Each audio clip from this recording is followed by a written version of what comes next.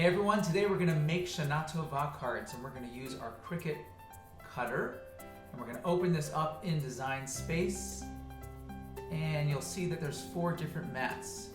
Each mat is going to be a different color, that's why they're on 4 different mats.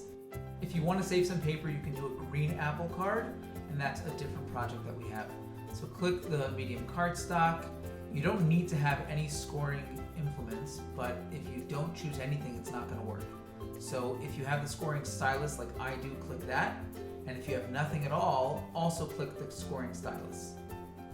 Now load your paper, click the load button and then the Cricut button, and it will do its magic. And it will cut out our first layer, which is the outside of the apple. Again, make sure that you're selecting the mat that you want for the color paper that you have. Our next one we're going to select here is the white, which will be the inside of the apple. This one has no scoring, it's just cutting. And it's going to cut the inside of the apples out with a little blank space for the seeds. So just remove the paper, remove the seeds individually, and then you can peel the whole thing off, removing the inside of the apple cutouts. Now let's go on to the green layer. Again, we're going to choose medium cardstock, and it will cut itself out, and then remove those.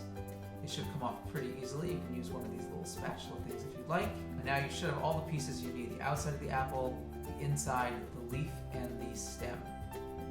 The last part is the card itself. You can skip this and just use a blank piece of paper if you'd like. If you're going to have the Shana Tova cutout, so then you want to move that over to the 11. So it's on the bottom, on the 11, and we just rotated it. That way, when we fold the paper in half, it will fit perfectly. Once it's done, just weed out the letters themselves. If you have an A or something that has an inside, you're going to remove the entire part, and carefully move the paper, fold in half, and join us in our next video as we finish and assemble the card. This has been a DIY project of joy.